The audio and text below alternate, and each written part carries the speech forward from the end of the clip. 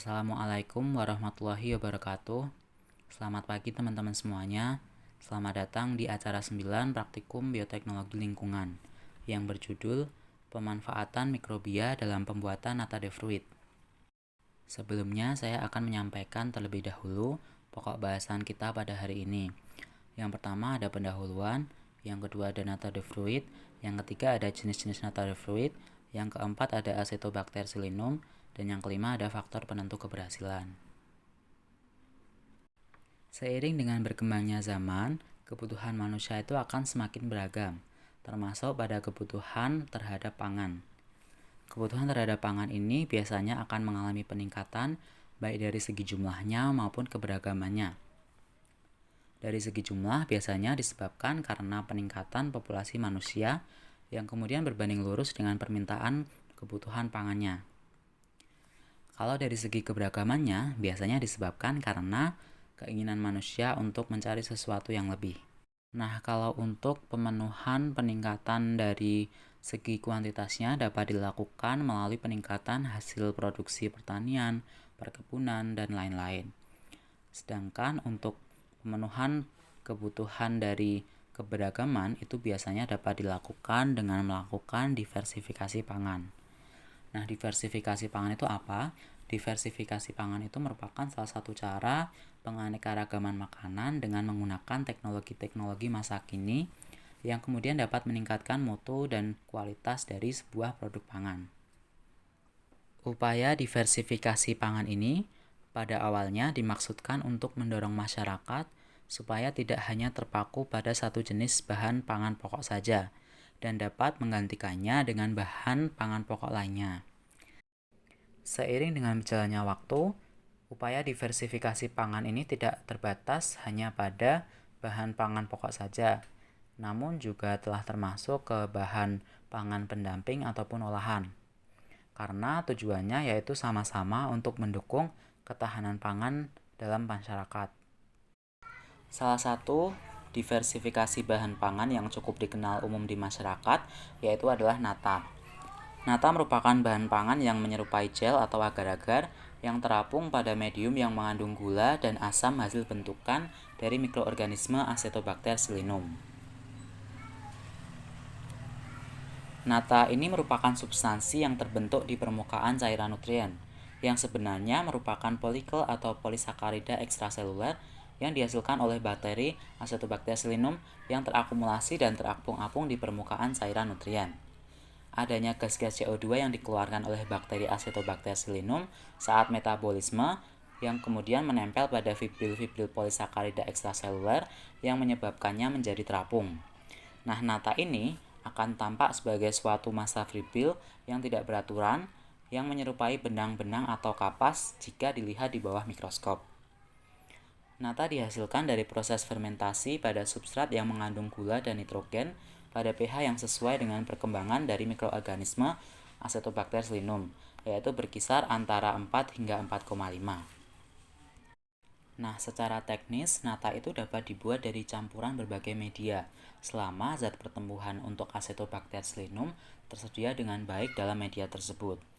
Bakteri pembentuk nata ini itu dapat tumbuh dan berkembang membentuk nata karena adanya kandungan air, protein, lemak, karbohidrat, asam organik, dan beberapa mineral pada substrat sebagai nutrisinya. Nah, kalau untuk yang kandungan air, protein, lemak, dan karbohidrat itu digunakan untuk pertumbuhan dari bakterinya. Sedangkan untuk mineral dan asam organik dibutuhkan sebagai komponen metabolisme dalam pembentukan kofaktor enzim ekstraseluler yang dihasilkan oleh bakteri Acetobacter psilynum. Nah, dari berbagai nutrisi pertumbuhan yang telah saya sebutkan tadi, tidak semuanya itu dapat tersedia langsung pada substrat yang akan dilakukan pembuatan nata, sehingga perlu adanya penambahan-penambahan nutrisi, seperti misalnya yaitu berupa sukrosa atau urea.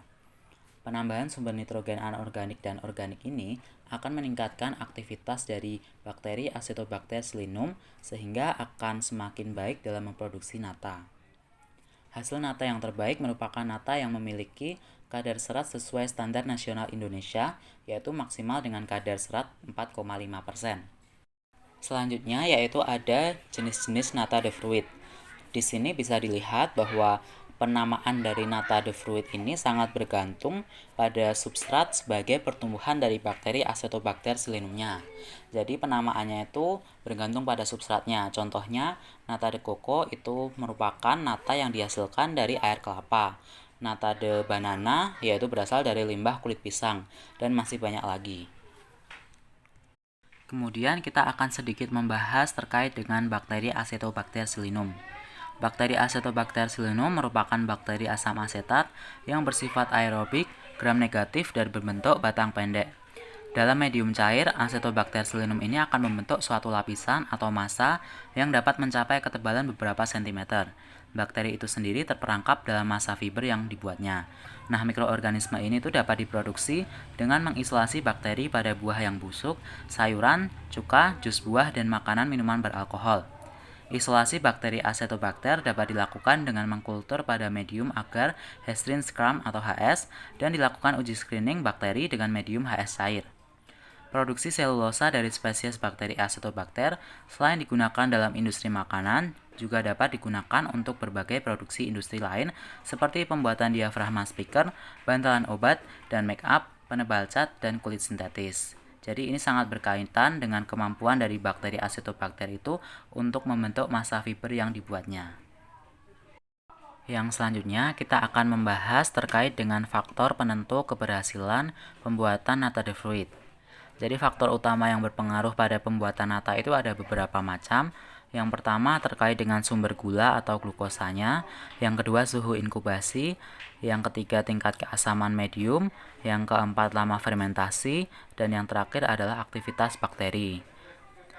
Nutrisi media fermentasi itu akan menentukan Acetobacter silinum dan kemampuannya mengubah komponen dalam media menjadi nata. Sehingga komposisi nutrisi dalam media fermentasi juga akan berpengaruh terhadap karakteristik nata yang dihasilkan. Kualitas yang baik akan terpenuhi apabila media yang digunakan memenuhi standar kualitas bahan nata, dan prosesnya dikendalikan dengan cara yang benar berdasarkan pada faktor-faktor yang mempengaruhi pertumbuhan dan aktivitas yang digunakan. Rasio antara karbon dan nitrogen juga perlu untuk diatur secara optimal, sehingga dapat mengontrol dengan baik proses yang ada, dan akan terbentuk nata yang baik. Yang selanjutnya, yaitu aktivitas dari bakteri Acetobacter silinum itu juga akan berpengaruh pada pembentukan nata, yang mana jika aktivitasnya semakin meningkat, akan menyebabkan selulosa yang dihasilkan juga akan meningkat. Selanjutnya, lama fermentasi juga berpengaruh pada pembentukan selulosa nata. Lama fermentasi yang optimal itu sekitar 2 hingga 4 minggu. Penggunaan lama fermentasi yang kurang tepat akan menyebabkan produk yang dihasilkan tidak optimal dalam menghasilkan selulosa. Lama fermentasi dapat menyebabkan selulosa hasil sekresi dari bakteri ini akan berikatan kuat satu dengan yang lainnya, membentuk lapisan-lapisan yang terus menebal. Semakin banyak hasil ekskresi Acetobacter silinum, maka semakin tinggi serat kasar yang dihasilkan dari proses fermentasi. Persentase serat kasar yang tinggi dipengaruhi oleh aktivitas dari Acetobacter silinum pada proses metabolisme glukosa menjadi selulosa. Hal ini dapat dilakukan jika nutrien yang tersedia pada medium substrat itu mencukupi. Baik, sekian merupakan materi untuk acara ke-9 kali ini. Kurang lebihnya mohon maaf. Terima kasih. Wassalamualaikum warahmatullahi wabarakatuh.